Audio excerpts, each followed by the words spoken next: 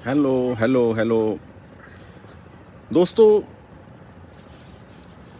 आज उस टॉपिक का अंतिम भाग जो पिछले कई दिनों से चल रहा था।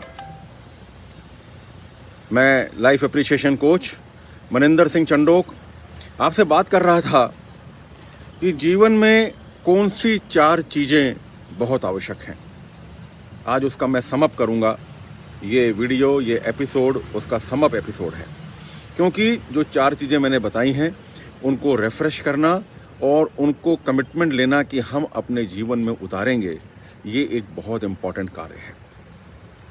दोस्तों, जीवन जीने के लिए 4 चीज़ों की मैंने आपसे बात की। आज से 4 दिन पहले मैंने आपसे बात की कि हमें किस तरह से अपनी क्षमताओं को आंकना है, हमें किस तरह से अपनी क्षमताओं को पहचानना है। एक बहुत अच्छा स्लोगन मैंने उपयोग किया था कि आंख जितनी जल्दी खुल जाए उतना अच्छा है। आंख बंद होने से पहले आंख खुल जाए तो वो बहुत अच्छा है। कई कई ऐसे लोग हैं जिन्हें अपनी क्षमताओं का पता नहीं है और जो इस जीवन में बिना अपनी क्षमताओं के दोहन के निकल जाते हैं और अपना जीवन व्यतीत कर लेते हैं। हो सकता है उनके अंदर कोई ऐसी लेटेंट चीज़ हो जो कि इस समाज के लिए, इस दुनिया के लिए बहुत उपयोगी हो। उसके बाद मैंने आपसे दूसरे दिन बात की थी कि किस तरह से हमारा धन हमारे लिए बहुत कीमती है, क्योंकि मैंने बताया था कि अर्थ बिना सब व्यर्थ है। हम कितनी भी बातें कर लें, हम कुछ भी बोल लें, पर अर्थ बिना सब व्यर्थ है। यदि हमारे पास अर्थ नहीं है, यदि हमारे पास पैसा नहीं है, तो हम कुछ भी नहीं कर पाएंगे, क्योंकि हम सामाजिक प्राणी हैं। यदि हम बड़ी बड़ी बातें करें कि हमको पैसा नहीं चाहिए या हमको पैसे की कीमत नहीं, पैसे की कोई आवश्यकता नहीं है, इन सबसे कुछ नहीं होगा। इस दुनिया में हर कार्य पैसे से हो रहा है, पर वो पैसा आपके सर पर चढ़ के नहीं बोले, वो पैसा आपके सर पर सवार नहीं हो, ये हमें प्रयत्न करना है। और इतना ही पैसा हमें चाहिए जितना हमारी ज़िंदगी आसानी से निकल जाए।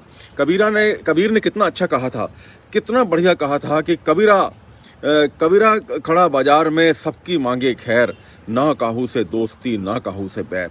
और इसके अलावा उन्होंने कहा था कि साईं इतना दीजिए जामे कुटुंब समाए, मैं भी भूखा ना रहूं और साधु ना भूखा जाए। तो धन का दुरुपयोग, धन को सहेज के रखना, धन का दुरुपयोग नहीं करना, इसकी मैंने आपसे बात की थी, जो कि हमारे जीवन में बहुत आवश्यक है।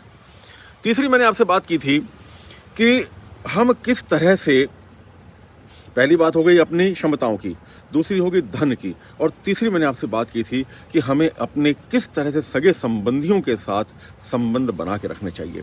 क्योंकि सगे संबंधियों के साथ यदि आपके संबंध अच्छे नहीं रहेंगे तो वो चीज़ आपके घर के अंदर सीपेज के रूप में आएगी और आपकी जो नई पीढ़ी है, आपके जो बच्चे हैं, वो उन संबंधों के साथ जिएंगे और उनके मन के अंदर भी वही वितृष्णा, वही मैल, वही वैमनस्य उनके अंदर भी पनपेगा।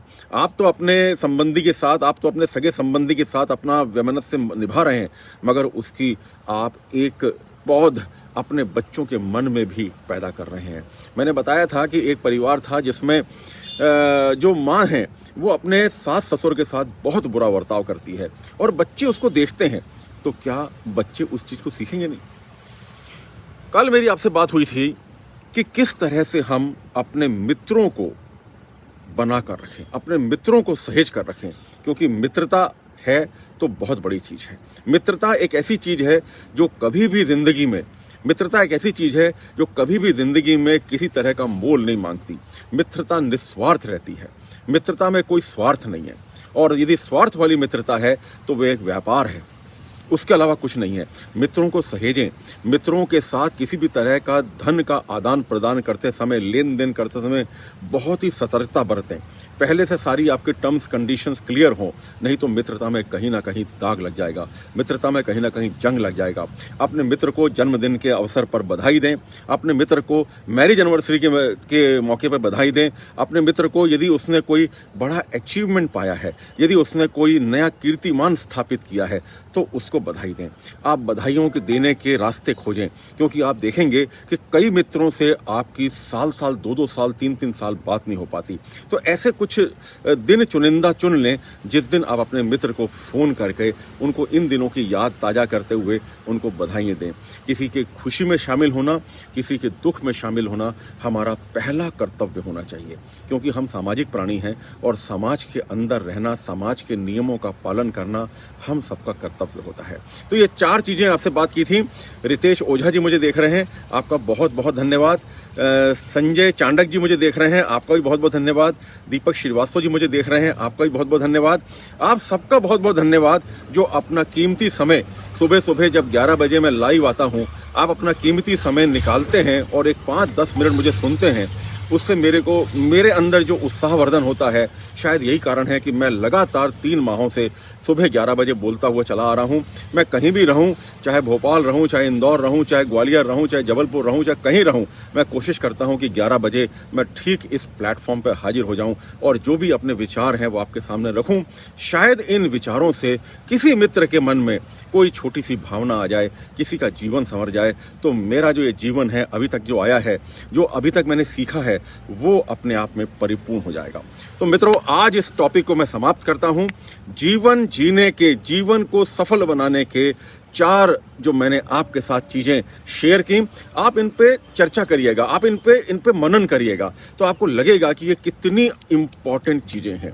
सबसे पहली आपकी क्षमताओं का विकास होना, आपको अपनी क्षमताओं को पहचानना। दूसरा, धन का सही उपयोग, क्योंकि हम सुबह से शाम तक धन कमाने के लिए न जाने क्या क्या प्रयत्न करते हैं, कहाँ कहाँ जाते हैं, किस किस से मुलाकात करते हैं, किस किस तरह के कठिनाइयाँ सहते हैं और फिर धन कमाते हैं। और उस धन का यदि हम सही उपयोग नहीं करते तो धन का वे धन का दुरुपयोग है। इसी तरह से आप किस तरह से अपने सगे संबंधियों के साथ बना के चलें, क्योंकि सगे संबंधियों के साथ आपकी फौज, आपकी जो पौध है वे आगे बढ़ेगी। और चौथा मैंने बताया कि किस तरह से हम अपनी मित्रता को प्रगाढ़ बनाएं, मित्रों को सहेजें। मित्र आपकी संपत्ति हैं, मित्र आपका संबल हैं और मित्र आपके साथ हमेशा जीवन भर साथ देंगे। तो इन बात आदत लेता हूं। कल पुनः आपसे भेंट होगी एक नया टॉपिक लेके। बीच में इंटरनेट की कुछ प्रॉब्लम आ गई थी, क्योंकि मैं इस समय बाहर हूं और बाहर अपना वीडियो बना रहा हूं। तो कल पुनः एक नया टॉपिक लेकर आपसे चर्चा करूंगा। तब तक के लिए आपसे विदा लेता हूं। हैव अ नाइस डे, शुभ दिन।